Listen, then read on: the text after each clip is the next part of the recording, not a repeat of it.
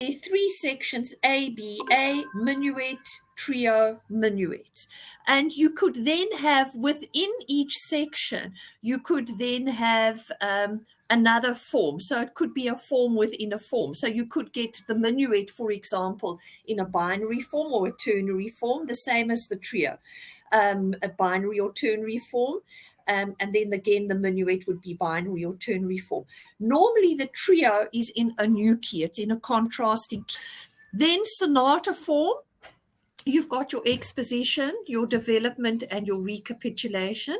Your exposition's broken up into first theme, which is in the tonic key. Then you've got a bridge passage, which serves to modulate to the next section, which is second theme. Well, it's not really the next section because it's within the section, but it goes to the second theme, which is in a related key, major or minor key. Then you conclude that exposition with a codetta, which is repeated. Then we go to the development section where you develop ideas that have been stated before. So using either theme 1 or theme 2. Sometimes with the romantic composers, there can even be new, sometimes introducing new material. Then we go back to the recapitulation where you are then playing what you've heard in the exposition, but it's in the tonic key. So first theme, tonic key, bridge doesn't serve as modulating, but it's connecting the themes. Theme 2, usually obviously in the tonic key, and then we've got a coda. Then in rondo form, you've got sections that are repeated all the time. So there's an A, then an episode, your different section, usually a different key as well. Doesn't have to be, but usually. Then you go back to A. Then you've got C, which is a different section, another episode, introducing new material. And then you go back to A, which is then repeated. So there has to be 3 A's. So it's A, B, A, C, A. So there must be 5 sections in a rondo. The new material section is known as the episode, and then the refrain is the one that repeats itself. Okay, the A section. Then we've got theme and variation form, which is a multi-part form. Each section is based on the first section. So it's not like rondo form where it's all your B and your C are different sections, and usually different keys. Doesn't have to be, but can be. The theme and variation, it's based on your initial statement, your initial theme. And then changes consequently after that can be with key, harmony, rhythm, etc. Okay, so you state your theme, and then you've got variation 1, variation, which is 2 sections A, B. And that is, it's not a proper ternary form. How do we know if it isn't? If the contrasting section is too small to stand alone, the form is more likely to be rounded binary form. So if it's just a little bit of a contrasted section, or if it's mainly based on or built on the motives from the first section, it's more than likely to be rounded binary. Ternary form would have contrasting section and usually key as well. So that would be a completely different B and also quite substantial. So if it's just a short little different B and not a big contrast, it's got a classical orchestra. And it also follows like the sonata form. But it's not really classical because that sonata form is used differently to a classical concerto. So these are the romantic features. The 3 movements are played without pause in a characteristic linking technique used by romantic composers. So all 3 movements played without pause moving on. Normally in a classical concerto, you would have a pause between each movement. Then how does he do this? A single bassoon tone links the opening movement with the introduction to the slow second movement. And then there is a solo violin and strings connect the andante, that slow movement, with the last movement of the concerto. Now, the opening movement, there is a classical concerto form, but it's different in that it starts with the soloist. So it doesn't have that double exposition as you would in the classical concerto. In the classical concerto, you would have the whole orchestra playing first the exposition with the main themes, theme 1, theme 2, with the bridge passage. And then you would have the violins coming in and basically repeating that exposition. There might be slight differences, like theme 1 might have a few more ornaments, and the orchestra accompanies or has a role to play, but they're two expositions. And the second one is a repeat of the first one with slight obvious differences. And it's mainly focused with the soloist and orchestra. So this doesn't happen here. We just have the soloist with one exposition and the soloist comes in. The cadenza also has a new function. It's placed at the end of the development section and acts as a transition into the recapitulation. So that's important to remember. In a classical concerto, the cadenza comes at the end of the recapitulation. So here is moved that you've got your development section, then the cadenza, which is a show-off section for the soloist movement. Program music, abstract music. Abstract music is music for itself. It doesn't depict anything. Okay, it's just music. You enjoy it for itself. Whereas program music, it's the opposite of abstract music. It's music that has a musical meaning. There's either scenic description or personal drama. There's some program or literary idea, or it's painting of a scene, but in music. Okay, was Tchaikovsky's Romeo and Juliet. And that falls into program music because Tchaikovsky, he's not trying to actually tell the whole story, but he's representing the main drama themes. So that's important. He represents the main drama themes that are happening in Romeo and Juliet.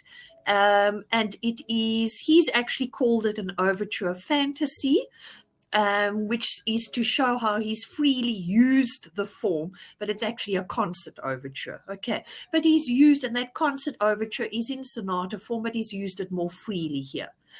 So he starts off with an introduction, which is chorale-like, it's slow, and it depicts the Friar Lawrence personality, gentle, philosophical, slow, and it's solemn, hymn-like, slow as a result of that. Then there's a contrasting theme to show the conflict between the family, the hatred, and the youthful love. So those are the two contrasts. Okay, as the slow introduction moves forward, the brooding strings set the atmosphere of impending tragedy. So that will be another program. So we can feel something's going to happen. Then the clash between the two families, suggested by the first theme in the Allegro. And how does he do that? He uses syncopation. The strings are playing quickly and big sounds. Okay, so played loudly. Then the second theme is the tender love theme. And it's scored specifically for the cor anglais and muted violas. So muted because it's a love theme. So it's not as loud, boisterous as the first theme. And then when we hear the recapitulation, the love theme in the recapitulation, it's a little bit more joyous, show more passion, and it has orchestra. It's an example of Impressionism. It's a short piano piece. It's one of his character, you could call it a character piece. And he exploits the blurred and tonally vague quality of the whole tone scale to suggest the gentle rocking of sails in the wind. So the whole tone scale, and it's not very loud. That's another impressionist. It's quite blurred, soft. There's the pedal that he's used also to help create that misty feeling. And so to try and get light and color in his music. The damper pedal to create lingering vibrations that suggest the misty atmosphere. So the damper pedal for the misty atmosphere. Then for the impression of motion, like the boat rocking on water. There's a low repeated tone, which is the B flat, which is pedal point, and that occurs in all three sections of the piece. The opening is the longest, that uses the whole tone. And there are three main ideas. There's a short melodic figure, which is the sails motive, which is in parallel thirds, presented alone and then with accompaniment. Da, da, da, da, da, that, okay? Then the second idea is a stepwise melody that is heard first in soft octave, in low register, and later higher register, doubled by parallel chords in the middle register. And then the third idea of the opening section is a figure that turns around a single note. Then we've got a brief but animated middle section, which contrasts. So you could actually say that maybe the motion of the water gets a little bit rougher, and that's on the pentatonic scale. And then you return to the whole tone scale. Is by Stravinsky, which he uses like harsh dissonances, very percussive. So it is modern, okay? Percussive orchestration, percussion, it's very percussive, let's say. So the orchestration, the way he writes for the orchestra is percussive, okay? He's got changing meters, so timed signatures change quickly. They're violent offbeat accents and the ostinato, so little repeated rhythmic sections that are repeated, and the harsh dissonances.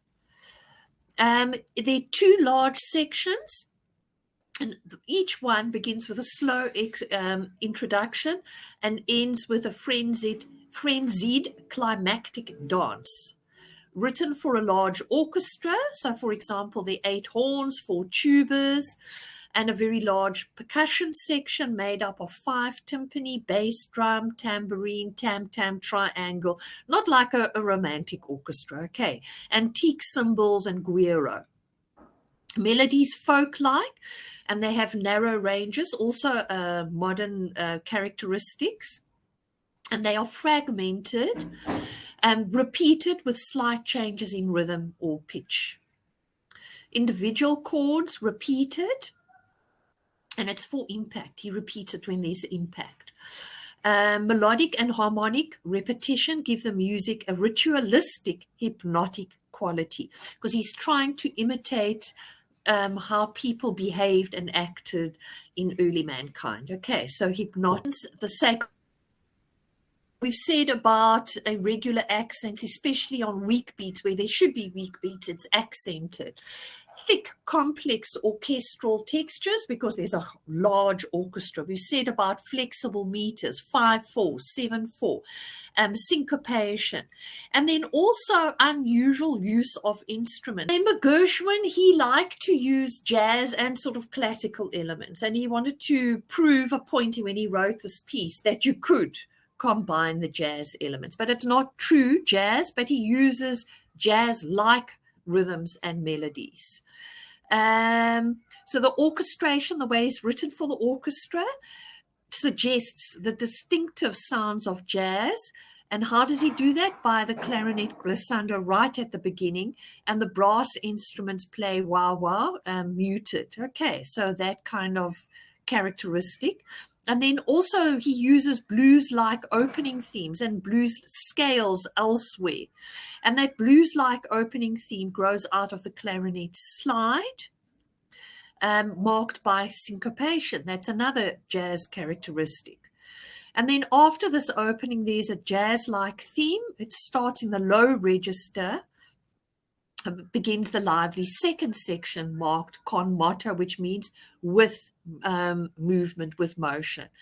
So we've said the cross rhythms, also jazz, and syncopation, also jazz characteristics. The blues notes, that's the bending of notes. And then the blues scale is used in all the themes. And then, of course, he uses added note chords. So he will add the second or the sixth or seventh. And then we said about the jazz timbre and pitch effects like the wah-wah mutes, the flutter tonguing, the glissandos, an influence of the ragtime rhythms and stride